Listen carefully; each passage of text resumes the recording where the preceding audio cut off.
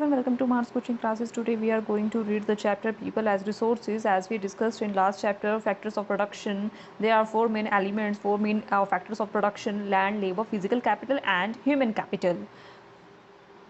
In this chapter we will discuss in detail form what is human capital, what is its meaning and how it is work. How can we utilize our human capital? How can human capital will contribute in the GDP, in the economy of our country? So let's start. देखो human capital क्या होता है, इस बारे में हम देखते हैं. Human capital means population of a country. Population of a country को कभी कुछ पॉपुलेशन को एज एन एसेट्स मानते हैं और कुछ को एज अ लाइबिलिटी. एसेट्स और लाइबिलिटीज़ क्या होता है, इसे सबसे पहले हम देखते हैं. एसेट्स का एग्जांपल देती हूँ मैं. जैसे अगर हमने किसी बैंक में पैसे जमा करवाए हैं तो वो हमारी एसेट्स है, हमारी प्रॉपर्टी है. हम जब चाहे बैंक से पैसा वापस निकाल सकते हैं. लेकिन बैंक के लिए वही पैसा क्या हो जाएगा, लाइबिलिटी हो जाएगी, रिस्पॉन्सिबिलिटी हो जाएगी. जब भी हम बैंक से पैसा वापस मांगेंगे तो उन्हें बैंक को वापस देना पड़ेगा. तो ये हो जाएगी लाइबिलिटी. तो मीन्स लाइबिलिटी क्या होता है, रिस्पॉन्सिबिलिटी होती है. मीन्स ऐसे अनस्किल्ड या अनएजुकेटेड पर्सनस जो कंट्री की जीडीपी में, इकोनॉमी में कंट्रीब्यूट नहीं कर रहे हैं, वो कंट्री के लिए क्या हो जाएंगे, लाइबिलिटी हो जाएंगे. उनकी हेल्थ के ऊपर गवर्नमेंट को एक्स्ट्रा खर्चा करना पड़ेगा. उनका कंट्रीब्यूशन जीडीपी में नहीं रह पाएगा. और जो एसेट्स होते हैं वो स्किलफुल और एजुकेटेड पर्सन्स होते हैं. Population becomes human capital when there is an investment made in the form of education, health sector and training sector. अच्छी एजुकेशन हो रही है, हेल्थ सेक्टर अच्छी है लोगों की, और स्किलफुल पर्सन है, अच्छी ट्रेनिंग दी गई है, तो वो कैसे पर्सन हो जाएंगे, वो एज एन एसेट्स हो जाएंगे, एज एन एसेट्स काउंट किए जाएंगे ह्यूमन कैपिटल में. हाई स्किल्ड पर्सन है तो कंट्री की जो प्रोडक्शन है वो भी हाई होगा. मीन्स कंट्री की जो गुड्स एंड सर्विसेज है वो भी हाई होंगी, और जो इससे सोसाइटी को एडवांटेज होगा कि वो अपनी सर्विसेज सोसाइटी को दे पाएंगे. How investment in people can make them more productive for economy. Investment in people का मतलब है कि उनकी हेल्थ सेक्टर में या एजुकेशन सेक्टर के अंदर अगर उन्हें इम्प्रूव किया जाए, उसमें इन्वेस्ट किया जाए, तो वो कंट्री की इकोनॉमी में किस तरीके से हेल्प कर सकते हैं, कंट्री की इकोनॉमी को किस तरीके से बूस्ट कर सकते हैं. तो इसकी एक स्टोरी दे रखी है आपकी बुक्स में, स्टोरी ऑफ सकाल एंड बिलाल. इस सकल के जो पेरेंट्स हैं वो एजुकेटेड हैं, इनके फादर जॉब करते हैं और मदर जो है वो हाउसवाइफ है. और पेरेंट्स एजुकेटेड होने की वजह से सकल को भी अच्छी एजुकेशन मिलती है. देखो इसे पूरा का पूरा सर्कल के थ्रू समझते हैं. सकल के पेरेंट्स जो हैं वो एजुकेटेड है, तो सकल को भी अच्छी एजुकेशन मिलती है. उसकी हेल्थ पर ध्यान दिया जाता है, उसकी हेल्थ भी अच्छी है, एजुकेशन अच्छी होने की वजह से उसे अच्छी जॉब भी मिल गई है, और फिर वो अपने बच्चों को भी अच्छी एजुकेशन प्रोवाइड करवाता है. इस तरीके से ये सर्कल चलता रहता है. तो ये कौन सा सर्कल होता है, ये होता है वर्चुअस सर्कल. ये चलता रहता है. और इसके अपोजिट अगर हम बिलाल की स्टोरी देखते हैं तो बिलाल के जो पेरेंट्स हैं वो अनएजुकेटेड हैं. उसके फादर की डेथ हो गई है और उसकी मदर को फिशिंग का काम करना पड़ता है, मछली पकड़ने का काम करना पड़ता है, जिस वजह से वो बिलाल के एजुकेशन पे ज़्यादा ध्यान नहीं दे पाती हैं और वो हाई एजुकेशन अचीव नहीं कर पाता है. अब देखो हाई एजुकेशन नहीं है उसके पास में, तो वो उसकी हेल्थ भी सही नहीं रह पा रही है, क्योंकि पूरे न्यूट्रिशंस उसके पास नहीं, वो नहीं ले पा रहा है. और एजुकेशन अच्छी ना होने की वजह से उसे अच्छी जॉब भी नहीं मिल पा रही है, और फिर वो आगे अपने बच्चों को भी अच्छी एजुकेशन नहीं दे पा रहा है. और इस तरीके से ये जो एक नेगेटिव सर्कल चलता है इसे बोलते हैं विशियस सर्कल. पॉजिटिव सर्कल को वर्चुअस सर्कल, नेगेटिव को विशियस सर्कल. क्या हम विशियस सर्कल को वर्चुअस सर्कल में कन्वर्ट कर सकते हैं? बिल्कुल कर सकते हैं. अगर कोई बच्चा ऐसा है जो कि एडवर्स सिचुएशन के अंदर भी एक अच्छी जॉब ले लेता है, उसके पास फैसिलिटीज़ नहीं है लेकिन फिर भी वो अच्छी जॉब ले लेता है, तो ये विशियस सर्कल जो है ये वर्चुअस में कन्वर्ट हो सकता है. यहीं पे सर्कल टूट गया, ब्रेक हो गया, अब जो है इनके अच्छे दिन शुरू हो जाएंगे. मीन्स स्टडी, एजुकेशन जो है सारा का सारा खेल एजुकेशन का है. तो देखिए, Japan investment in human capital in the form of education and health, so they utilize limited resources with maximum output. Japan के पास में लिमिटेड रिसोर्सेज थे, तो उन्होंने उन लिमिटेड रिसोर्सेज को, ह्यूमन कैपिटल को इस तरीके से यूज़ किया, उनको हाई एजुकेशन प्रोवाइड करवाई, टेक्नोलॉजी के बारे में अवेयर करवाया, टेक्नोलॉजी में इन्वेस्टमेंट किया, उनकी अपने जो वहाँ की पॉपुलेशन थी उनकी हेल्थ पर ध्यान दिया. तो इससे उनके जो लिमिटेड रिसोर्सेज थे वो भी मैक्सिमम यूटिलाइज कर पाए, मैक्सिमम आउटपुट दे पाए. मीन्स वहाँ के जो लोग थे वो गवर्नमेंट के लिए, वो उस कंट्री के लिए एज एन एसेट्स काम कर रहे थे, ना कि as a liability. Economic activities are classified in 3 sector. कौन कौन से सेक्टर्स होते हैं? Primary, secondary and tertiary sector. Primary sector जो होते हैं ये एग्रीकल्चर और नेचुरल रिसोर्सेज से रिलेटेड होते हैं, और सेकेंडरी सेक्टर के अंदर मैन्युफैक्चरिंग रिसोर्सेज आते हैं, और टर्शरी सेक्टर के अंदर सर्विसेज आती हैं. एग्रीकल्चर के अंदर एक एग्जांपल ले रखा है मैंने, जैसे कि हमने देखा आलू पोटैटो है, ये खेतों में लग रहे हैं तो ये प्राइमरी सेक्टर के अंदर इंक्लूड किया जाएगा। इसके बाद फैक्ट्री के अंदर उस आलू के चिप्स बनाए जा रहे हैं तो ये सेकेंडरी सेक्टर में जाएगा, और फिर उन चिप्स को वेयर हाउसेज या स्टोर्स में शॉप्स में भेजा जा रहा है ट्रांसपोर्टेशन के थ्रू, तो ये टर्शरी सेक्टर के अंदर इंक्लूड किया जाता है। अगर किसी भी कंट्री में गुड्स एंड सर्विसेज अगर ज़्यादा हो रही हैं तो इससे क्या होगा, जीडीपी भी क्या हो जाएगी, हाई हो जाएगी। Means goods and services card is directly proportion to GDP.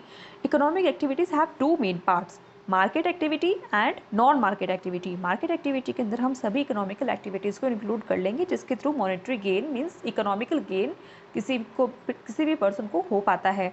And non market activity के अंदर नॉन इकोनॉमिकल एक्टिविटीज़ को काउंट किया जाएगा, जैसे एनजीओज जो कि सिर्फ वेलफेयर के लिए काम करते हैं, ट्रस्ट जैसे मंदिर हैं, ये ट्रस्ट में काउंट होते हैं, तो ये non market activity non economical activity के अंदर काउंट किए जाते हैं, या सेल्फ यूज़ के लिए। जैसे स्मॉल फार्मर्स का एग्जांपल हमने लास्ट क्लास के अंदर लिया था कि वो ना ही खेती कर पाते हैं कि वो खुद का पेट भर पाएँ, तो वो भी नॉन मार्केट एक्टिविटी में काउंट किया जाता है।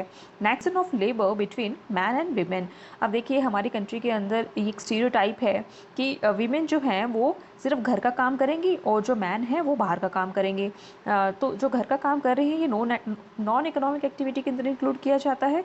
अब वो घर का काम करेंगे, इसका मतलब है कि उनका कंट्री की जीडीपी में या कंट्री की इकोनॉमी में कोई भी कंट्रीब्यूशन नहीं है। जो मैन है वो कमा रहे हैं तो मीन्स वो अब टैक्स देंगे, कमाएंगे तो टैक्स भी देंगे और कंट्री की जो जीडीपी है वो उससे स्ट्रॉन्ग होती रहेगी।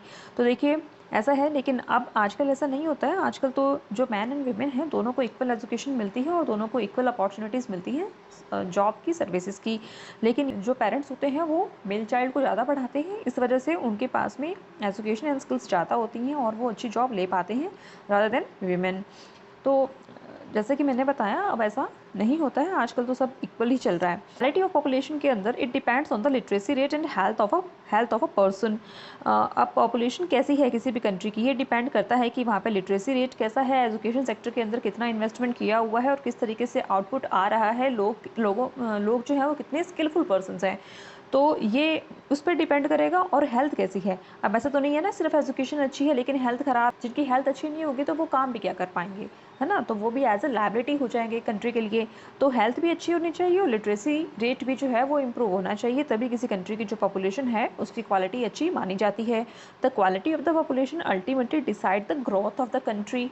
गवर्नमेंट ने क्या किया कि ज़्यादा से ज़्यादा एजुकेशन सेक्टर के अंदर इन्वेस्टमेंट किया, हेल्थ सेक्टर के अंदर इन्वेस्टमेंट किया, उसका रिजल्ट क्या रहा, उसके आउटकम क्या रहे कि लिटरेसी रेट जो है वो पहले की कंपैरिजन में काफ़ी अच्छी हो गई है, काफ़ी बढ़ गई है, और जो प्राइमरी स्कूल्स हैं वो भी काफ़ी खुल गए हैं। कौन से चैलेंजेस हैं जो गवर्नमेंट को फेस करने पड़ते हैं, इसमें सबसे पहले आता है high drop out ratio. Drop out ratio का मतलब होता है जैसे छोटे कोई गांव है वहाँ पे एलिमेंट्री स्कूल्स तो हैं, 8th क्लास तक के स्कूल्स हैं वहाँ पे, लेकिन इसके बाद के एजुकेशन के लिए उन्हें सिटीज़ की तरफ कन्वर्ट होना पड़ता है स्टूडेंट्स को वहाँ, और शहरों तक सब बच्चे नहीं आ पाते हैं तो 8th के बाद वो पढ़ाई छोड़ देते हैं, तो उससे बोलते हैं ड्रॉप आउट होना। मीन्स बस उसके बाद वो कभी स्कूल नहीं जाते हैं। Then poor quality of education, अब क्वालिटी की जो क्वालिटी है वो भी अच्छी होनी चाहिए।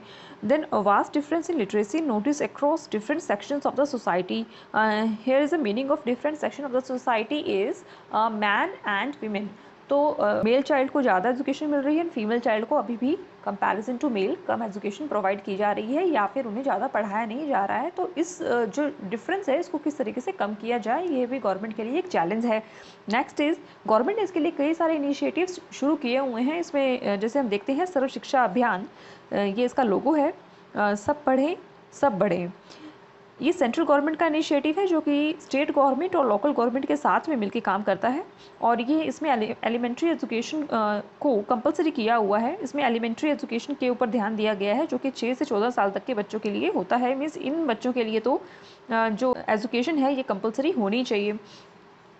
और इसके अलावा ये जैसे कि मैंने आपको बताया ये ड्रॉप आउट रेशो है, उसके मान लो उसके बाद कई सालों बाद अगर वो जो बच्चा है वो उसकी एज बढ़ गई है लेकिन अब वो अब भी पढ़ना चाहता है, तो जितना टाइम उसका वेस्ट हुआ है, मान लीजिए कि 3-4 साल उसने पढ़ाई की नहीं, अब वो 8th में उसने स्कूल छोड़ा, अब वो 4 साल बाद 12th में होना चाहिए था, तो जो 4 साल का गैप है उस बीच में उसको ऐसी एजुकेशन प्रोवाइड करवाई जाती है ताकि उसके 4 साल वेस्ट ना हो, 1 साल के अंदर ही उसे इस तरीके से जो मेन टॉपिक्स हैं वो करवा दिए जाते हैं और वो उसे उसे उस लेवल पे लाया जाता है कि उसका टाइम वेस्ट ना हो और वो डायरेक्ट 12th के बराबर एग्ज़ाम दे पाए। सो नेक्स्ट जो इनिशिएटिव है गवर्नमेंट का, मिड डे मील स्कीम, ये भी सेंट्रल गवर्नमेंट की स्कीम है, ये इसका लोगो है। इसके अंदर बच्चों को खाना प्रोवाइड करवाया जाता है क्योंकि गवर्नमेंट के लिए दोनों ही इंपॉर्टेंट है। एजुकेशन है वो भी मिलनी चाहिए और हेल्थ पर भी ध्यान दिया जाना चाहिए, तो दोनों ज़रूरी है, इसलिए गवर्नमेंट दोनों पर ध्यान देती है। Next is 12th 5 year plan के अंदर गवर्नमेंट ने इनिशिएटिव किया कि किस तरीके से gross enrolment ratio means maximum जो स्टूडेंट्स हैं वो स्कूल या यूनिवर्सिटीज़ के अंदर एडमिशन लें, उसे किस तरीके से हम उस रेशो को बढ़ाएं ताकि जो पॉपुलेशन है वो एजुकेटेड हो पाए। इसके लिए नंबर ऑफ़ स्कूल्स और इंस्टीट्यूशंस को बढ़ाया गया, यूनिवर्सिटीज़ को बढ़ाया गया, नई नई यूनिवर्सिटीज़ खोली गई, मेडिकल कॉलेजेस खोले गए, नर्सिंग कॉलेजेस खोले गए ताकि लोग कैसे भी करके स्किलफुल बने और एजुकेटेड हों। डिस्टेंस लर्निंग को बढ़ाया गया, हायर एजुकेशन के को प्रमोट किया गया। नीड ऑफ गुड हेल्थ, हमें अच्छी हेल्थ की ज़रूरत क्यों होती है? सबसे पहले तो हम देखते हैं कि अच्छी हेल्थ बोलते किसे हैं। देखिए, जब हम बैलेंस्ड डाइट लेते हैं, बैलेंस डाइट का मतलब है जिसके अंदर सभी न्यूट्रिशंस जो हैं वो इंक्लूड हों, उसे हम गुड हेल्थ में काउंट करते हैं। अगर हेल्थ अच्छी होगी, सभी न्यूट्रिशंस लिए जाएंगे, तो उससे क्या होगा, बीमार नहीं होंगे और हम अपना मैक्सिमम आउटपुट दे पाएंगे। मीन्स हम जो भी काम कर रहे हैं उसे बहुत स्किलफुली, उसे बहुत अच्छे तरीके से हम कर पाएंगे और जो वर्किंग कैपिटल है वो स्ट्रॉन्ग होगी और नेशन जो है वो भी हेल्दी होगा। हेल्दी नेशन का मतलब है यहाँ पे रहने वाले जो लोग हैं वो हेल्दी होंगे। इसके लिए कौन कौन से स्टेप्स जो हैं गवर्नमेंट ने उठाए हैं? Accessibility of health care centre, health care centres जो हैं वो पास पास में बनाए जाएँ ताकि लोगों को ज़्यादा दूर जाने की ज़रूरत ना पड़े मेडिकल फैसिलिटीज़ के लिए। और न्यूट्रिशनल सर्विसेज जो हैं वो प्रोवाइड करवाए जाएँ जो अंडर प्रिविलेज सेक्टर्स हैं, सेगमेंट्स हैं उनको। मीन्स जो लोग ऐसे हैं जिनको बैलेंस डाइट नहीं मिल पाती है, न्यूट्रिशंस नहीं मिल पाते हैं, उन्हें इस तरीके की डाइट गवर्नमेंट के थ्रू ही प्रोवाइड करवाई जाए ताकि उनको सभी सभी न्यूट्रिशंस मिल पाएँ। इसी के साथ आपका ये चैप्टर ख़त्म होता है। आई होप आपको ये चैप्टर समझ में आया होगा। आया है तो वीडियो को लाइक, शेयर और सब्सक्राइब करना ना भूलें। Thank you so much. पढ़ते रहो, खुश रहो।